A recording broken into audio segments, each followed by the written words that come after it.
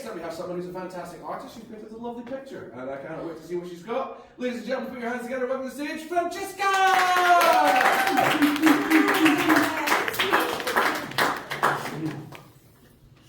Oh, can I take the mic? Yeah. I asked Greg if I can speak for 10 minutes. He told me, no. Don't worry, I will speak only 5 minutes. So tonight, I want to speak about you. So I want to make joke about you.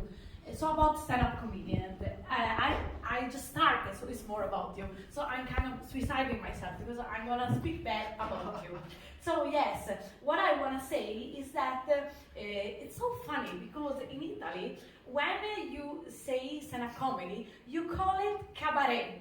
And the first time I went to Christina, and I said to her, oh, we are doing cabaret. She told me, no, we are not getting naked. We are not burlesque girls.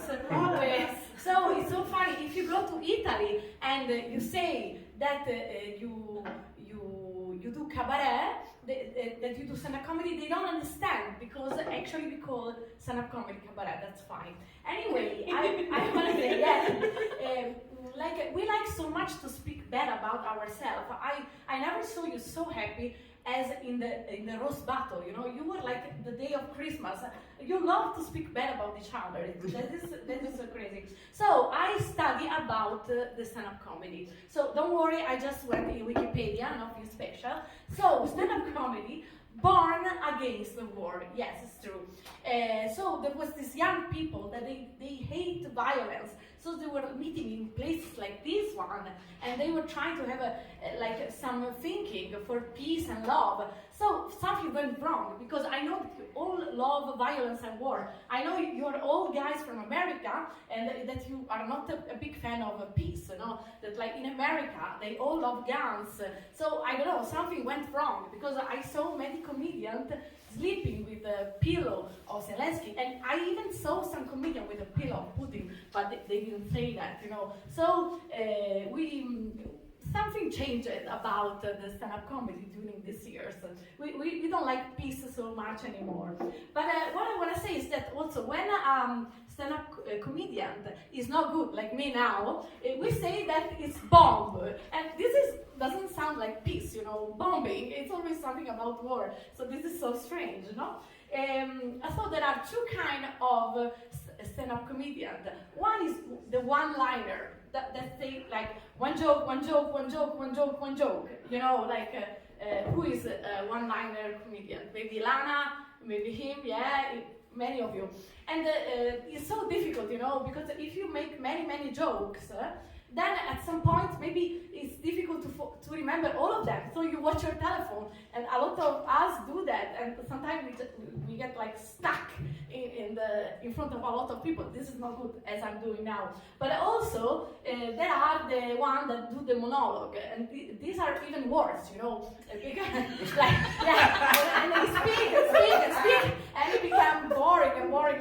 But what is positive is that when people get bored, they start to drink more alcohol. So somehow, if you do very long monologue, it can be boring, but it's actually getting so much money to the club. So this is why they call Greg every time, because it's true. It's proof that when he's on stage, the people drink so much more. So yes, so it's like, you know, something in the middle. There are the one-liner comedian, the monologue comedian.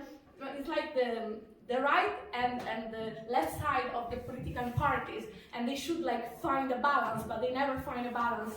So I want to tell you, you know, I'm gonna go cultural now. I know it's crazy. Maybe you don't know that, but this is an artwork. Okay, this is like contemporary art. Did you know that? It's like Duchamp. It's just like a toilet. So I want to tell you that I read that many important people in history, they said that stand-up comedy is comparable to this art. They said that Dadaism, I don't know if you know Dadaism, but they said that we are like this kind of art. And I don't think this is a big compliment, no? Who would keep this in their house, you know? They didn't say like, yeah, you know, like stand-up comedy is like Van Gogh or Monet or Cézanne. They told we are like this. This is why maybe nobody wanna date a comedian and nobody wanna have sex with them. That's maybe the problem, you know. And oh wow, I can still speak. Wow, thank you, Greg. I thought it was already 5 minutes. So I want to say that the first woman comedian, her name was Brooke Heldorf in 1921. And why she started to do that? Because she was so bored about her husband, so she was just speaking bad about him. You know, this is the same we do now, but the problem is that in the past it was the family to choose the husband. Now we choose our husband, and we still go to stand-up comedy to speak bad about our partner, like I do all the time. You know, Nicola doesn't understand, but I do this all the time. And the time are changing, but it's always the same shit, you know. And as you know, almost all the comedians are depressed. You know, I'm depressed. I know you're depressed. I know you're depressed. We are all depressed. We need to accept it. But this is the way it is. You know, this is why I made this drawing. It's about the you know, because if you are not sad, you cannot be funny. You know, you need to understand the pain to understand the joy. So there are like two masks in the theater. One is happy and one is sad. So I made this drawing. Oh, I finished my time. Yeah, no, I don't think. No. 6 minuti. I finished? 1 minute. Oh, okay. 1 1 minute. minute. Okay, I finished. I just want to say that I made Christina happy and Greg sad, because Christina, she opened this beautiful place, so she's so successful. But I don't think that Greg had opened any club, so I made it. Yes, and that's all. So we like to come here and tell our problem, because we want to know that we are all in the same shit. So thank you so much.